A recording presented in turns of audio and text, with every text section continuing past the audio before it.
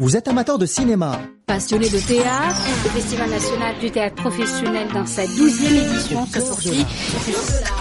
Attiré par la littérature. Moi personnellement, j'ai abordé cette œuvre dans mes années 80. Au cœur de l'art. Séduit par la musique et la danse, Un seul rendez-vous pour vous. Au cœur de l'art. Au cœur de l'art, c'est toute l'actualité culturelle qui vous est servie.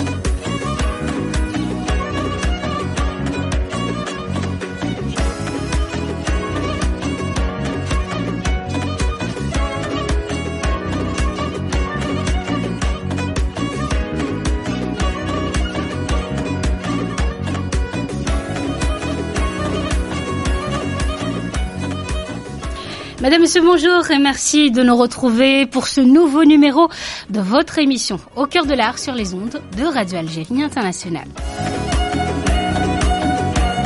Nous nous intéressons dans cette émission à l'œuvre et au parcours d'une écrivaine et romancière hors pair, Assia Djebbar, l'immortelle dans le vrai sens du mot, Assia Djebbar, dont on célèbre cette année la 4e année de sa disparition. Pour y revenir, nous avons le plaisir d'avoir parmi nous Madame Nadia Sebki. Elle est auteure et directrice de la revue littéraire Livresque. Nadia Sebki, bonjour. Bonjour Amel. Et merci d'avoir accepté notre invitation. Merci à vous. Donc vous êtes fascinée par Assia Djebbar, vous avez décortiqué et son œuvre et vous avez participé autour de plusieurs débats et conférences sur cette grande écrivaine algérienne. Donc on parlera aussi d'Assia Djebbar avec Madame Amel Chawati. Elle est présidente du cercle des amis d'Assia Djebbar. Ce sera dans la seconde partie de notre émission. Assia Djebbar, de son vrai nom Fatma Zohra Himalayenne, est universitaire, cinéaste, romancière. Elle a été élue à l'Académie française en 2005. Cette icône de la littérature algérienne nous a quittés il y a 4 ans, laissant derrière elle une œuvre littéraire et cinématographique monumentale. Donc des romans, des essais, des nouvelles, des poèmes, des films. Donc, pour commencer, Madame Sebki, depuis quelques années, vous vous intéressez de près à l'œuvre d'Assia Djebbar. Qu'est-ce qui vous fascine le plus dans cette œuvre? En fait, oui, je place le mot fascination ou fasciné entre guillemets, parce que c'est plutôt d'abord mon travail à Livresque, puisque Livresque a consacré 2 numéros à Assia Djebbar avec des dossiers, avec un travail vraiment de fourmi. On a essayé de reporter un petit peu ses œuvres, on a essayé de reprendre ses cinémas, etc. Et lors des colloques, lors des manifestations culturelles, lors des hommages à Assia Djebbar depuis sa disparition, au niveau des universités, des colloques, des bibliothèques algériennes ou étrangères ou des organisations, on parle de Assia Djebbar. Donc moi, lorsque j'ai écrit mon essai, en fait, ce sont mes notes de mes lectures, mes notes de Livresque, mes notes de ce qui m'interpelle chez cette aînée, parce que moi je suis de la post-indépendance, écrivain de la post-indépendance, et elle c'est l'aînée, elle écrit son premier roman donc en 57. La soif. la soif. Et nous, c'est les années après, nous sommes la génération des années 2000, Oui. des écrivains des années 2000. Donc, Assia Djebar, c'est vrai, c'est curieux de savoir ce qu'elle a écrit, tout comme Kateb Yassine, tout comme Mamri, tout comme Feraoun, tout comme toute cette littérature algérienne qui est très, très importante d'abord par la qualité et par le soubassement de la littérature classique que l'Algérie a.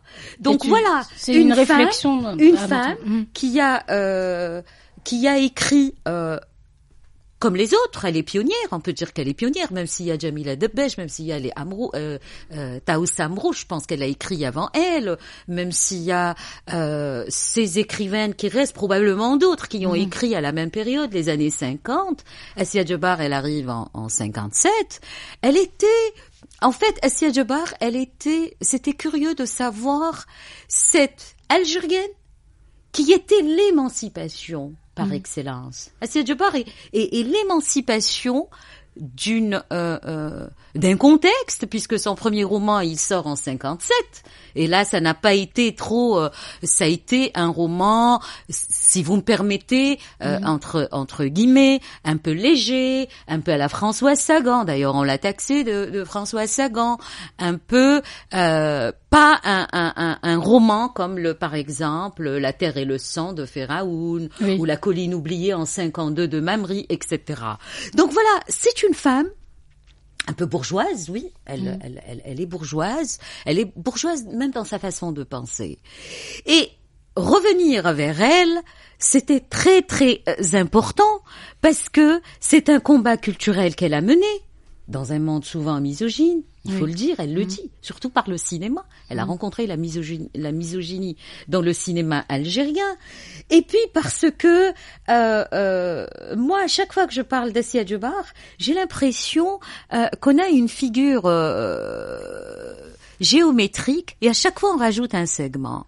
En fait, ce n'est pas un triangle, c'est pas un quadrilatère, ce n'est pas un pentagone, ce n'est pas c'est une figure géométrique. À chaque fois on dit tiens, elle a fait ça, elle a dit ça, etc. Elle devient une curiosité, elle devient aussi un hommage puisque c'est la pionnière et donc l'hommage.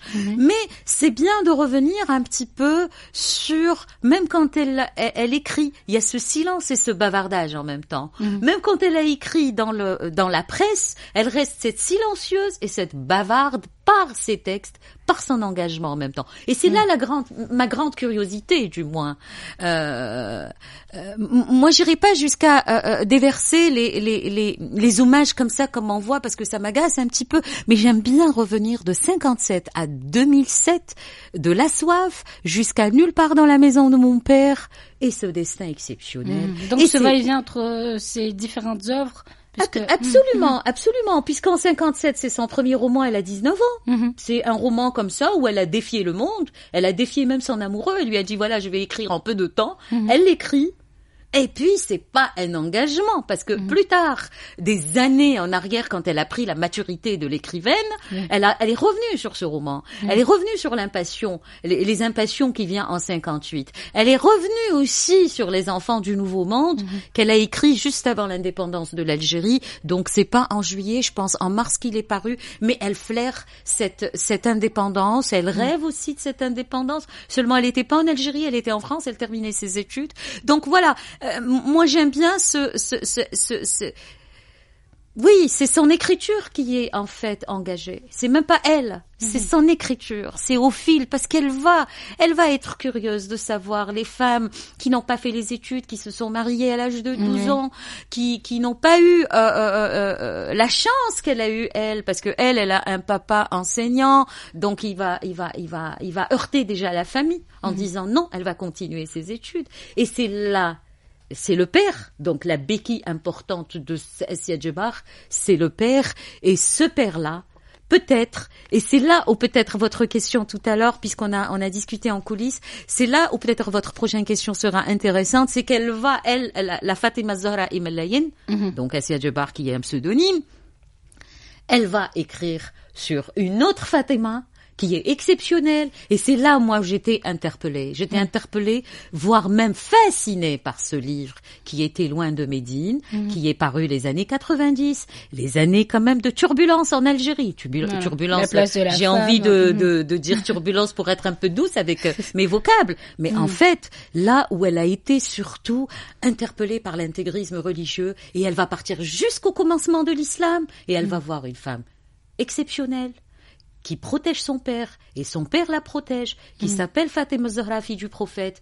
Et on avait l'impression, Fatima Zahra Imelayen et Fatima Zahra, fille du prophète, étaient toutes deux appuyées par des pères exceptionnels, et surtout l'exceptionnalité est surtout chez le prophète de l'islam, qui a donné une religion qui a marqué les lieux et le temps jusqu'à aujourd'hui. Donc elle va faire son discours à Fès, et elle va dire, dans la ville des Fatimides, j'ose évoquer cette Fatima qui a tapé fort le jour de la mort de son père, qui a demandé son héritage et qui ne voulait pas, en fait, hériter du prophète, mais hériter de son père. Et c'est là le questionnement du féminisme qu'Assia Djebar a posé. Parce qu'Assia Djebar, elle est passionnée de l'histoire. C'est une historienne aussi. Elle va piocher dans la Divine Comédie de Dindé. Elle va piocher dans la vie du prophète, dans Tabari, par des sources véridiques. Elle va pas faire des recherches frivoles comme ça pour écrire pour écrire, ou tomber dans comme aujourd'hui on voit certains écrivains qui vont dans la facilité des propos avec des approches approximatives, et puis ils vont dire voilà, l'islam est bon, n'est pas bon, je tranche pas. Avec Assia Djebar, il y a des ouvertures de débat. Avec Assia Djebar, il y a la maturité de l'écriture, donc le recul. Voilà ce qui est fascinant. Ce qui m'a fasciné, c'est Loin de Médine, et par conséquent, j'écris évidemment La Danse du Jasmin, où j'avais envie de compléter Loin de Médine. Très bien. Donc, Assia Djebar, c'est aussi cet hommage aux femmes. Donc, elle s'est adressée aux femmes à travers ses romans, ses écrits. Elle s'est adressée aux femmes à travers le cinéma et le théâtre. Donc, c'est pour justement être plus proche de ces femmes-là et de leur quotidien, on va dire. Oui, en fait, le cinéma. Pour revenir un petit peu sur les femmes de son entourage, qui n'ont pas fait des études, qui se marient à l'âge de 12 ans, c'est là où j'intervenais en fait dans un débat à Aouques, quand je disais traditionnalisme, le concept, en fait, le courant du traditionnalisme et le courant du modernisme. J'avais envie de les confronter parce que l'un est à la suite de l'autre et un est à l'opposé de l'autre. J'avais envie de revenir sur ça par rapport à la question des femmes, par rapport à Assia Djebar que j'installe dans ce débat justement. Puisque mon livre est paru sur les traces d'une femme engagée, et pas que, c'est que la question des femmes aujourd'hui, on en a, il faut qu'on se pose des questions. Et Assia Djebar est un phénomène qui répond à cela. Oui. C'est un phénomène qui répond à cela d'abord par les livres. Je vous ai dit, La Soif, c'était un livre comme ça d'une jeune fille de 19 ans, pas plus. Plus tard, elle revient sur plus de maturité. D'ailleurs, elle dit, j'ai changé ma façon d'écrire, j'ai changé ma façon. Elle dit même, le jour où j'ai écouté les femmes pour le cinéma, ces femmes berbères qui pleurent leur mari, qui pleurent face à la déchéance, qui pleurent face à cet effondrement de l'être, j'ai changé ma façon d'écrire. Voilà, c'est une personne qui n'est pas dans la suffisance des écrivains, qui tranchent définitivement, qui sont dans les idéologies. Assia Djebar n'est pas une idéologue. Elle est à l'écoute des femmes. Elle est à l'écoute des femmes illettrées. Elle est à l'écoute du regard des hommes. D'ailleurs, dans Nulle part dans la maison de mon père, elle revient sur sa femme quand elle sortait avec son haïk et les regards des yeux dans des cafés morts qui regardent une belle femme avec bien élancée sous son haïk. Elle revient même vers ça. À la fin de son écriture, puisqu'en 2007 elle termine son livre Nulle part dans la maison de mon père. Donc on a l'impression qu'elle revient à son enfance. Et c'est là, moi, où j'avais envie, si vous me permettez, c'est là où j'avais envie de la comparer à Hannah Arendt. Pourquoi Hannah Arendt? Parce que d'abord, elles sont en exil toutes les deux. Hannah Arendt, la philosophe allemande. Absolument, c'est une philosophe allemande. Elle a trouvé réponse au mal, au mal, comment dirais-je, ce mal intense, dense, définitive qu'elle a connu dans les camps de concentration, Hannah Arendt, elle trouve réponse à cela quand elle écrit La banalité du mal. J'avais l'impression, Assia Djebar, Nulle part dans la maison de mon père, comment elle commence à écrire ce livre? Elle est aux États-Unis. D'ailleurs, on peut suivre tout cela. Assia Djebar est tellement connue qu'on peut revoir cela. Elle est aux États-Unis. Elle écoute dans les informations qu'une Palestinienne s'éclate en bombe. Elle est interpellée par cette image. Elle ne comprend pas. Assia Djebar aussi, c'est la guerre, c'est la colonisation, c'est le chaos. C'est cela. Et donc, elle va acheter un journal. Elle va voir elle va acheter un journal et elle va reprendre l'information de cette Palestinienne qui va s'éclater en bombe, en morceaux. C'est une Palestinienne de 16 ans. Et bizarrement, Assia Djebar, elle remonte jusqu'à ses 16 ans. Oui. Et elle voit qu'elle avait cette pulsion face à la mort. Elle était poussée vers la mort à l'âge de 16 ans.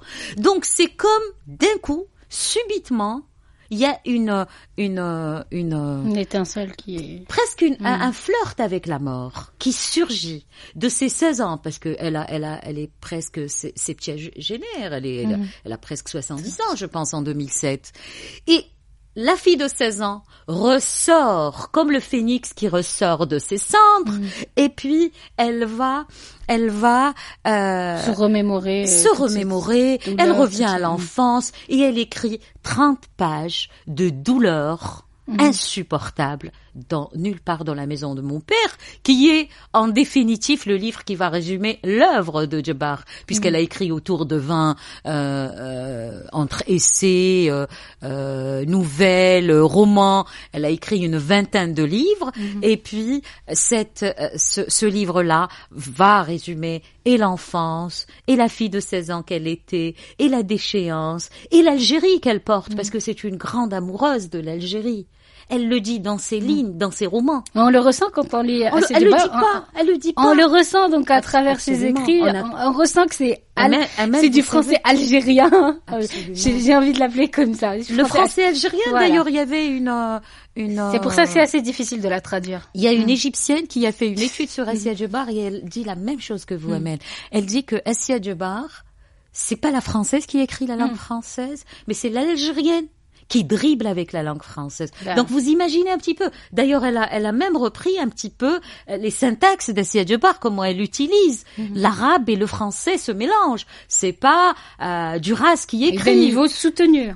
Absolument. C'est le niveau du berbère, de l'arabe, du français, et puis elle s'approprie la langue française, elle s'installe bien dans la langue française, comme elle fait pas fi de la langue arabe, qui est la langue de l'amour de sa maman, la langue de la poésie, la langue du Coran, parce qu'elle a fait l'école coranique aussi. Donc tout cela est Assia Djebar. En fait, Assia Djebar, c'est le carrefour de ce qu'est un petit peu, peut-être, la littérature de la post-indépendance d'aujourd'hui.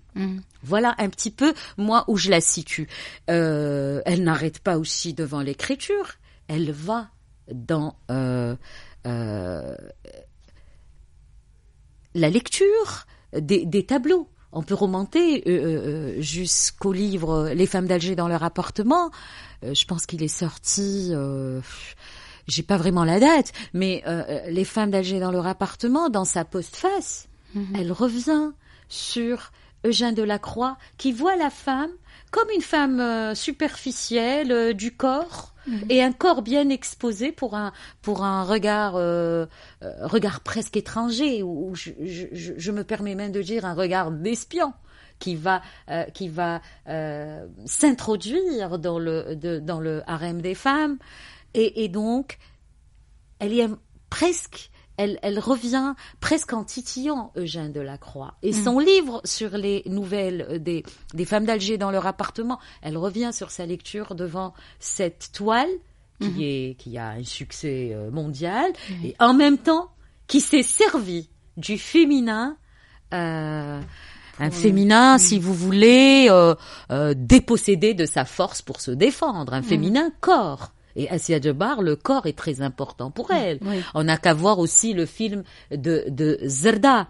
Ces femmes-là qui dansent avec les pieds, qui tapent le sol avec force. Et elle dit, je veux danser. J'ai appris à danser comme ma grand-mère. Donc, oui, Assia Djebar, comme je vous ai dit tout à l'heure, à chaque fois qu'on va dans son œuvre, on voit vers ses romans, ses nouvelles, ses lectures, son cinéma, oui, sa poésie. Elle a écrit un poème sur l'Algérie aussi. On est dans l'Algérie de l'entre-deux, l'Algérie coloniale, l'Algérie indépendante et l'Algérie aussi de la période sanglante, etc. Tout ça, c'est Assia Djebar, c'est un temps. Elle aime l'histoire, mais elle-même, elle est le temps. Et ce qui est aussi dans mon travail de Assia Djebar sur les traces d'une femme engagée. Absolument. Donc vous parlez d'Assia Djebar, la poète, l'historienne, la journaliste. Vous décortiquez un petit peu toutes ces facettes et je m'attarde sur certains livres comme Le Blanc de l'Algérie qui m'a alors non seulement j'avais l'impression qu'elle l'écrivait avec beaucoup de douleur, mais en le lisant, on a envie de revenir à cette période. D'ailleurs, elle dit, au milieu du chemin de notre vie, je me trouvais dans une forêt obscure. Et c'est là où je vous ai dit, on a l'impression qu'on est dans la Divine Comédie de Dante du XVe siècle. Et elle a ce souci scrupuleux. Elle dit, l'écrivain une fois mort, elle parle des écrivains qui ont été assassinés, des journalistes, etc. Elle dit, l'écrivain une fois mort, et ses textes pas encore rouverts, c'est autour de son corps enterré que s'entrecroisent et s'esquissent plusieurs Algéries. C'est énorme. C'est énorme cette Algérie qu'elle portait en elle. C'est une grande amoureuse de son sol, de sa patrie, de sa nation. Or, les gens qui disent elle a pas elle a oublié l'Algérie, ils connaissent rien d'Assia Djebar. Il suffit de lire d'Assia Djebar. Preuve à l'appui, parce qu'on a entendu un petit peu des clichés. Non, elle est pas algérienne, elle écrit en langue française, elle plaît à l'Hexagone. À quel moment elle pouvait plaire à l'Hexagone quand elle revendique la langue arabe, quand elle revendique ses origines, quand elle revendique son appartenance identitaire, son patrimoine. Voilà. Donc, moi, le travail que j'ai fait sur les traces d'Assia Djebar, j'avais envie qu'on sorte un petit peu, qu'on dépasse les clichés. Ce n'est pas une marque déposée. Et l'Algérie de Assia Djebar n'est pas non plus, même si j'ai dit sur le livre La Soif, c'est la bourgeoise qui écrit un livre un peu léger par rapport à sa C'était ses débuts.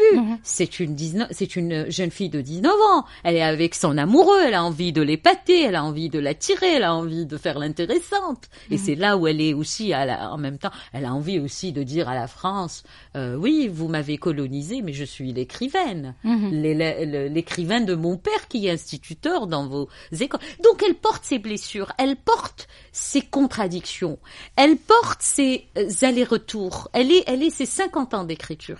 Elle a le même âge pratiquement que l'Algérie indépendante. Exactement, elle a l'âge de l'Algérie. Oui. C'est pour ça quand on voit Assia Djebar, on voit l'Algérie. Et aujourd'hui, si on nous écoute, j'aimerais bien qu'il y ait un boulevard ou une rue ou une grande bâtisse importante qui porte le nom de Assia Djebar, parce que qui dit Assia Djebar dit l'Algérie. Ce serait bien d'introduire aussi les textes d'Assia Djebar dans les manuels scolaires aussi pour faire connaître davantage. Absolument. Dépasser un peu les clichés, dire que parce que parfois c'est les idéologies qui nous poussent à dire non, elle a écrit ça et pas ça. Elle s'est installée là et pas ça. Non, on peut pas faire le choix. On appartient à un temps. Tout comme Kateb Yassine. Nejma de Kateb Yassine, c'est chef-d'œuvre par excellence. Qui peut dire le contraire? Et pourtant, ça appartient à une période. Et Assia Djebar dans le féminin, c'est elle. Oui. Moi, parce que j'ai travaillé énormément par livresque dans la littérature algérienne, que ce soit la contemporaine ou la classique, Assia Djebar et Kateb Yassine, ce sont les béquilles d'une Algérie de la colonisation vers l'indépendance et vers l'après. Donc, ce sont les deux béquilles où s'installe véritablement la littérature. et lui rendre hommage, ma foi, c'est la moindre des choses. La connaître aussi, parce que je me souviens, on avait fait une rencontre en Autriche et on avait montré le film Les femmes du Manche Noir dans un pays qui méconnaît l'Algérie pratiquement, ou alors qui a des connaissances primaires sommaires sur la littérature algérienne, encore plus sur la géographie de l'Algérie. J'ai vu que les Autrichiens étaient fascinés, étaient béats devant le film de Assia Djebar. Et pourtant, ils racontent l'aspect traditionnaliste de l'Algérie. Donc, ce sont les traditions de Assia Djebar qu'on voit dans ce film, puisqu'elle parle de l'Haïk, de Bouaouina, d'un contexte. Du patrimoine algérien. Du patrimoine algérien. Et dans une région un petit peu, c'est pas dans la capitale, c'est en dehors de la capitale, à combien de kilomètres d'Alger. Donc, c'est Cherchel. Elle donne la parole à toutes ces femmes muselées, à toutes ces femmes qui n'ont pas pu s'exprimer, si ce n'est par Assia Djebar, par le film de Assia Djebar qu'elle leur a donné. Et puis, ils étaient béats devant ce film-là. C'était un film extraordinaire. D'ailleurs, moi, je craignais. Je me dis, ils vont rien comprendre à ce film parce que l'image véhicule beaucoup de. Et puis la réalisation. Elle était une réalisatrice exceptionnelle. Et ça, c'est un côté méconnu de Djebar. Ahmed Bjaoui peut le dire mieux que moi parce qu'il a côtoyé un petit peu et son cinéma et la femme. Donc, je pense que ça a été un grand succès. C'est un film qui a eu du succès à l'étranger. Mais la misogynie à la télévision algérienne, pardonnez-moi de le dire, c'est pas pour critiquer d'une façon stérile des années 80.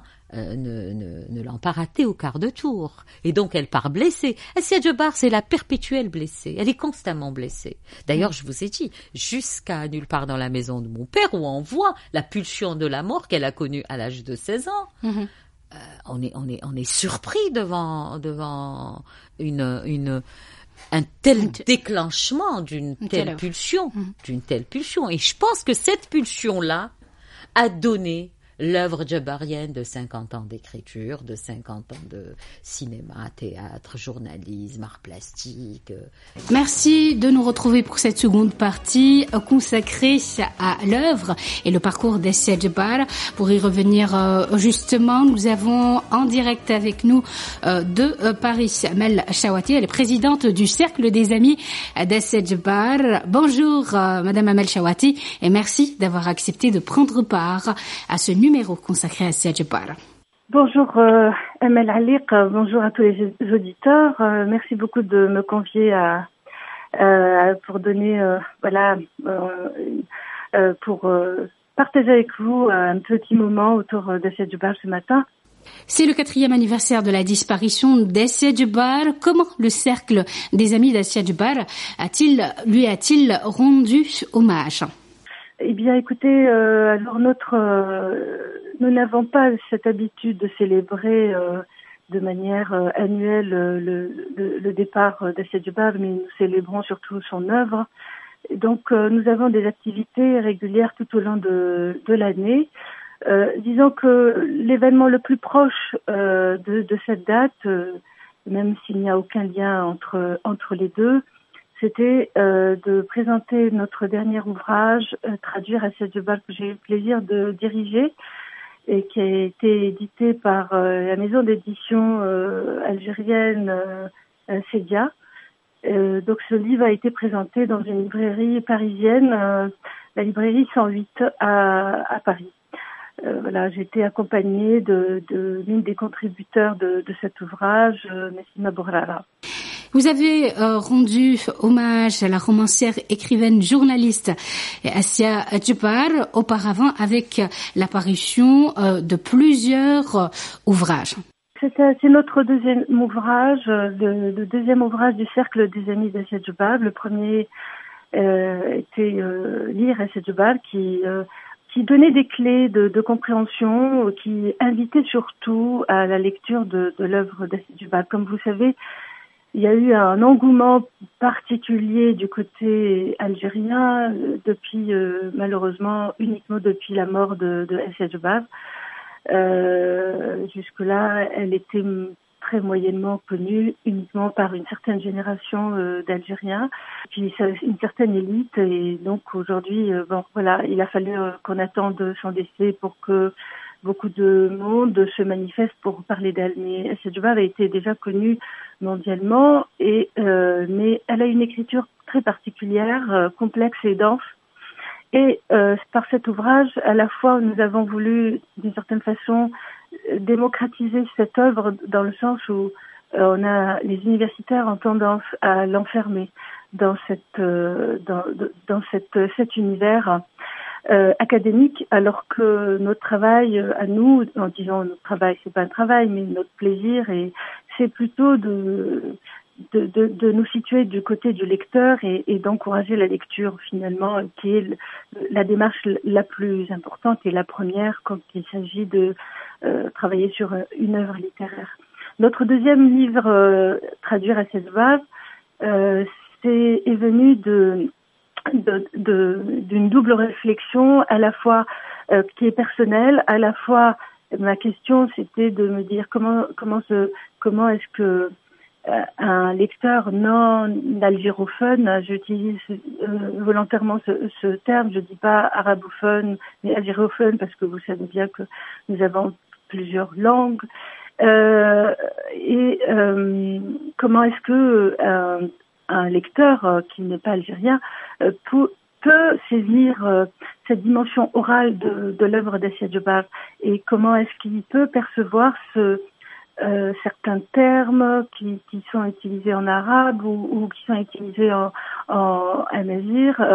Voilà. Donc il y a toute cette dimension-là. Et puis il y a la poétique et la musicalité du texte qui aussi correspond à des univers culturels qui sont très proches de l'univers des univers algériens. Et pourtant, c'est pas une œuvre algérienne, c'est une œuvre universelle parce que elle a été traduite dans une vingtaine de langues.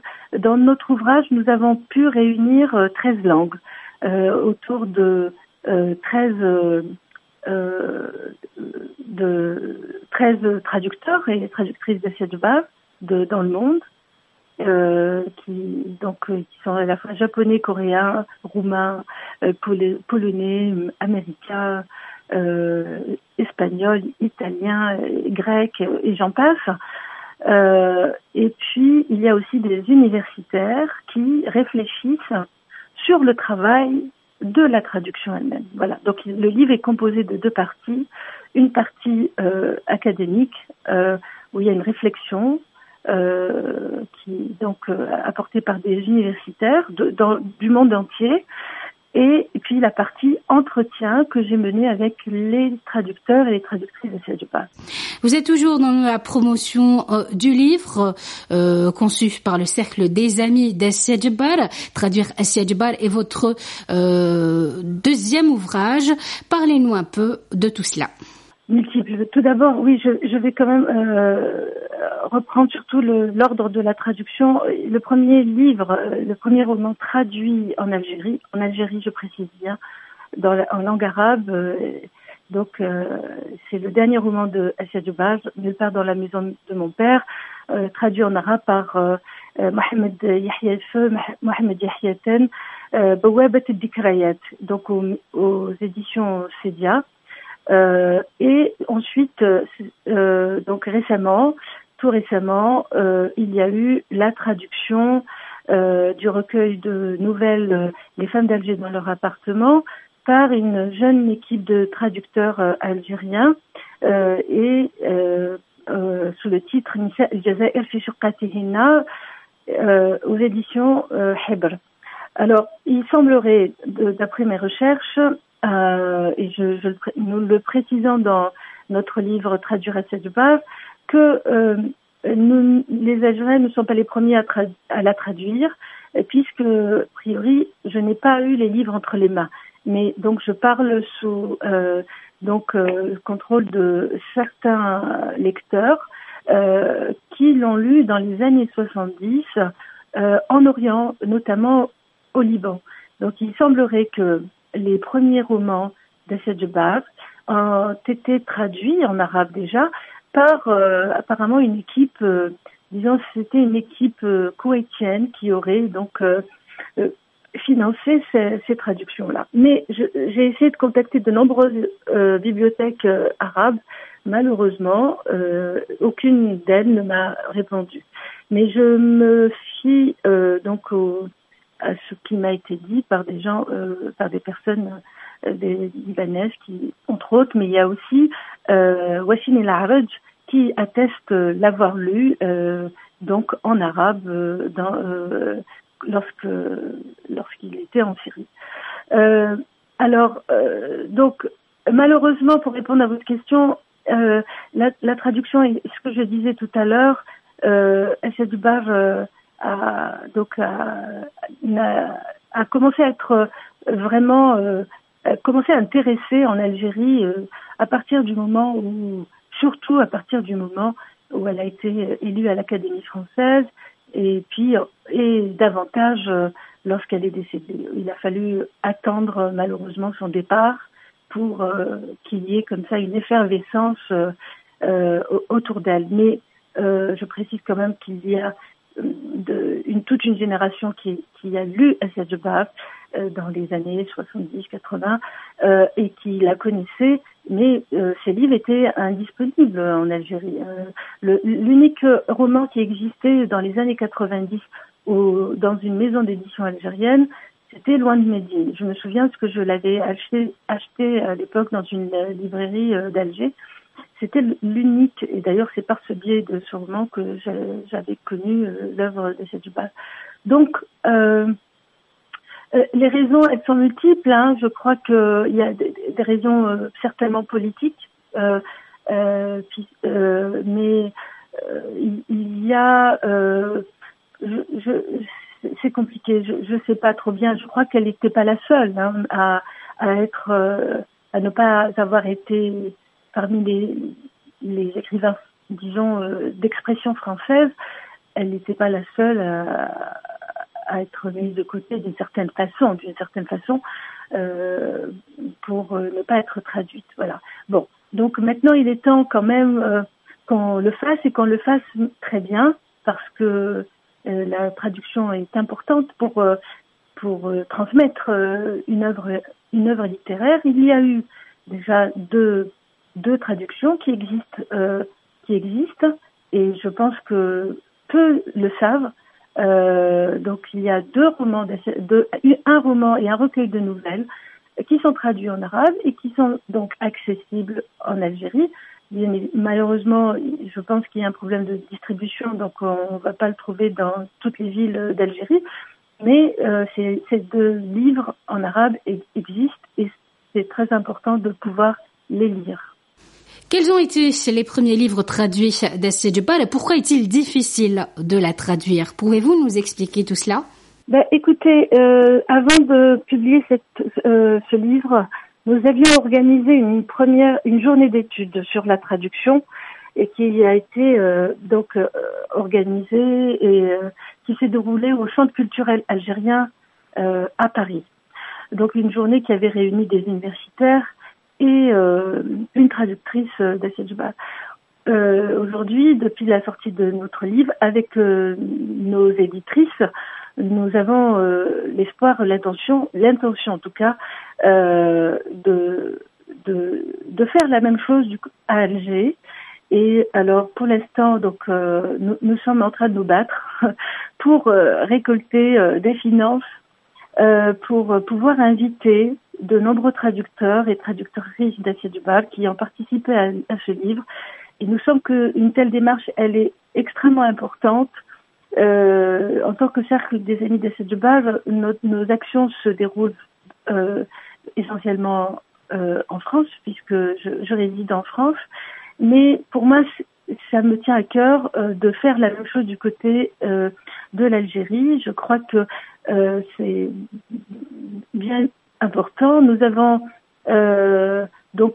des contacts extrêmement amicaux, les traducteurs d'Assia Dubar et ses traductrices, et qui sont prêts à venir en Algérie pour partager avec cette expérience de la traduction avec les universitaires algériens et peut-être pas forcément que des universitaires, toute personne qui s'intéresse à l'œuvre d'Assia Djebar, pour discuter de la dimension de la langue, de la traduction, et puis surtout, pourquoi est-ce qu'un Coréen, une Coréenne, un Suédois, un Norvégien s'intéresse à cette œuvre monumentale qui dépasse largement l'univers algérien.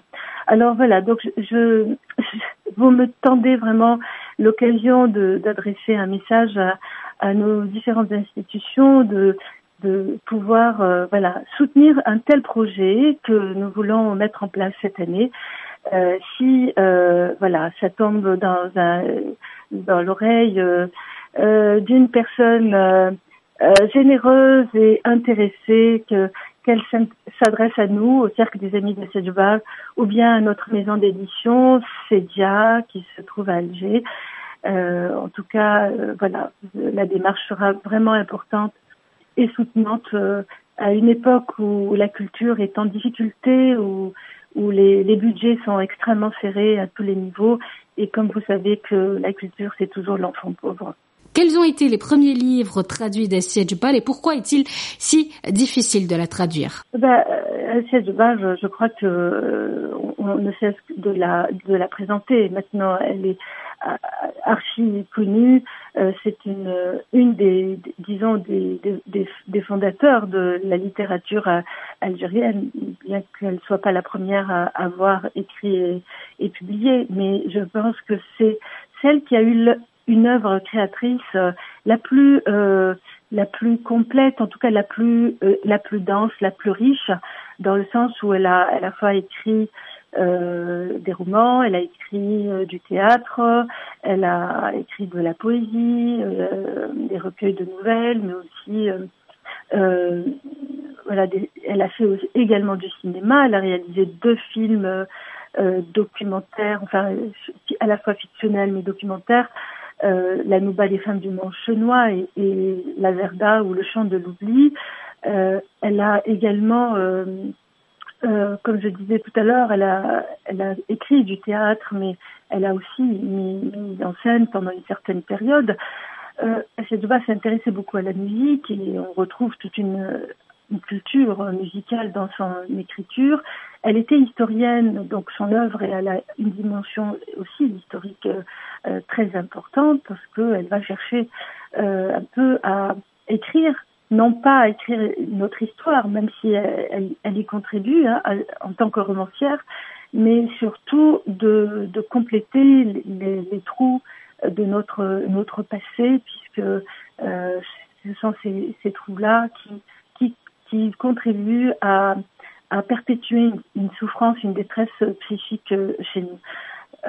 Donc Assia Djebar a une place extrêmement importante et que on ne peut pas s'intéresser à la littérature sans s'intéresser à l'œuvre d'Assia Djebar et j'ai envie de dire que toutes les écrivaines algériennes d'aujourd'hui, elles sont nombreuses maintenant, se considèrent comme, même si elles le refusent, elles sont toutes héritières de ce jeune passé littéraire, même si on peut remonter le premier écrit au 19e siècle, mais n'empêche que cette richesse de l'œuvre d'Assia Djebar, qui quand même, elle est contemporaine dans notre histoire algérienne, et donc nous sommes toutes, redevables à cette œuvre-là, et nous devons aussi nous inspirer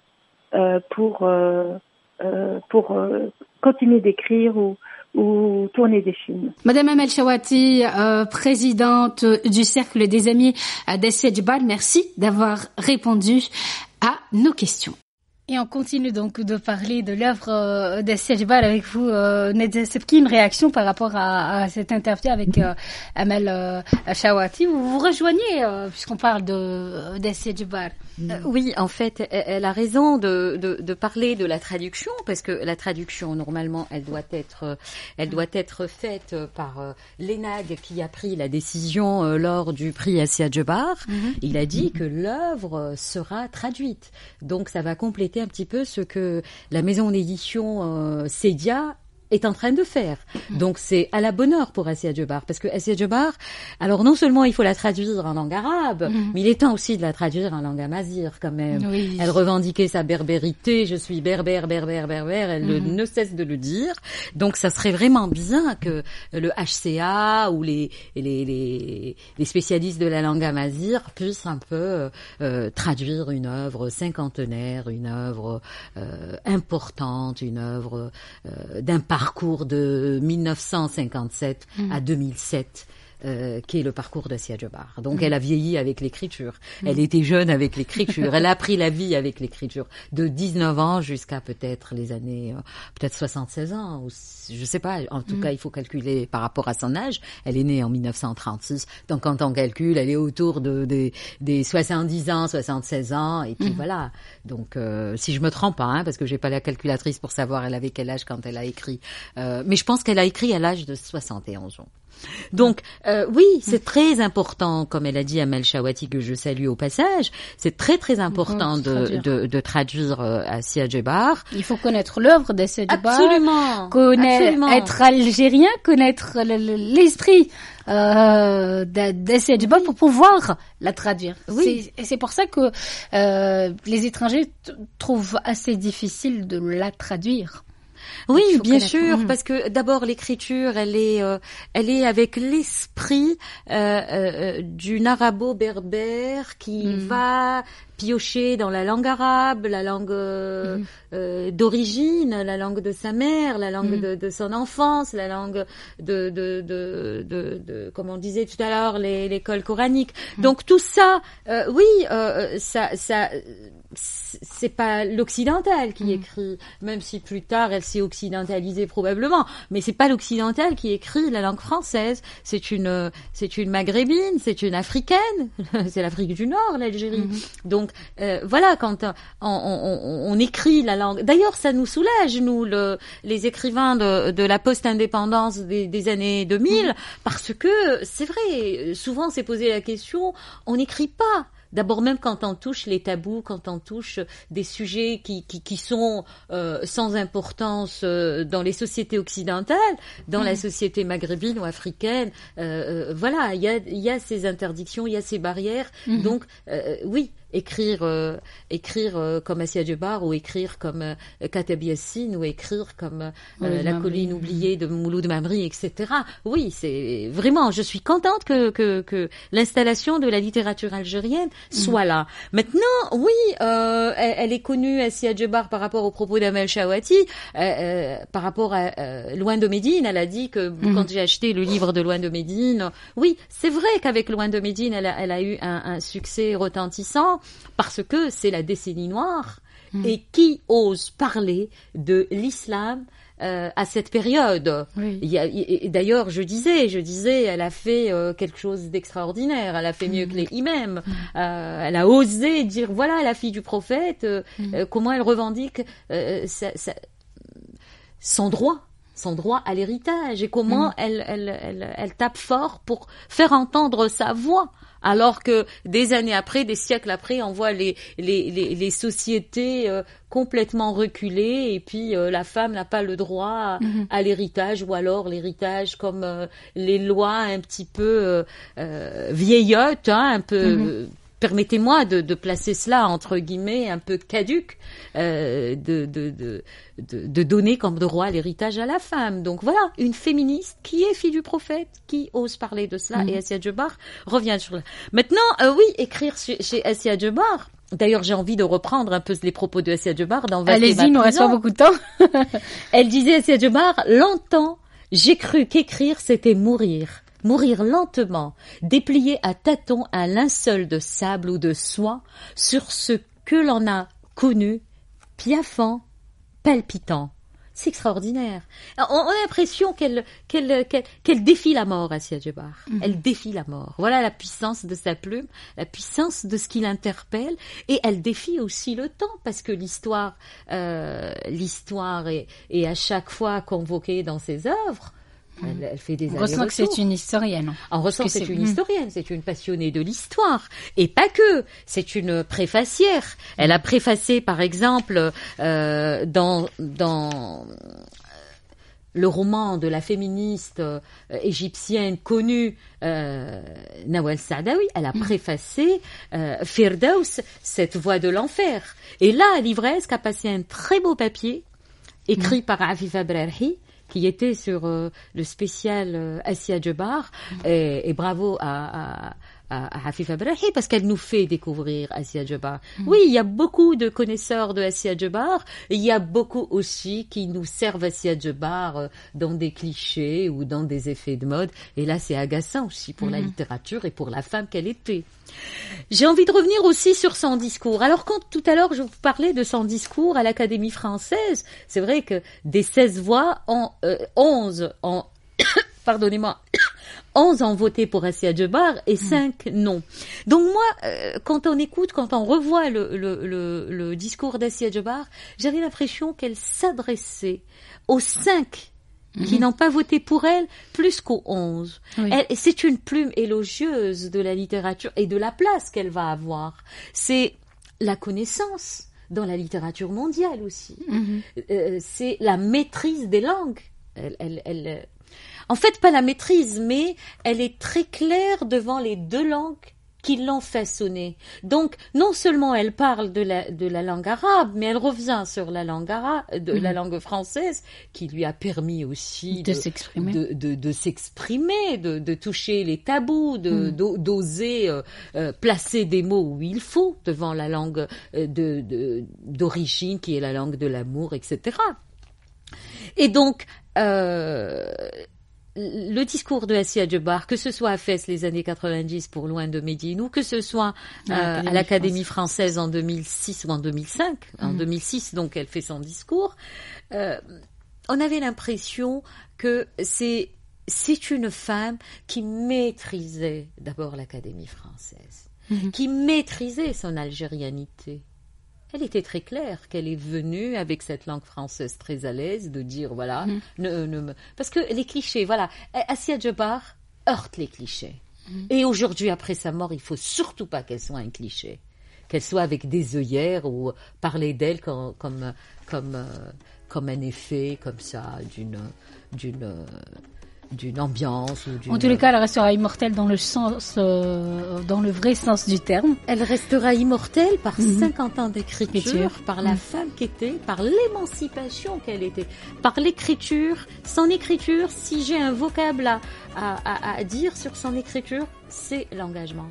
C'est un engagement sans dire je suis une engagée, c'est l'écriture qui est engagée et non pas elle qui est engagée. C'est juste bien. L'écriture. Très bien, merci beaucoup. Merci à vous, Amel. Madame Nadia Sevki. Donc, je rappelle que vous êtes la directrice de la revue Livresque. Vous êtes également auteur. Votre dernier ouvrage s'intitule Assia Djebar sur les traces d'une femme engagée. Merci à toute l'équipe qui nous a accompagnés pour la réussite de cette émission. Mjahed à la console technique, Nesrine à la régie et Anna à la réalisation. À très bientôt.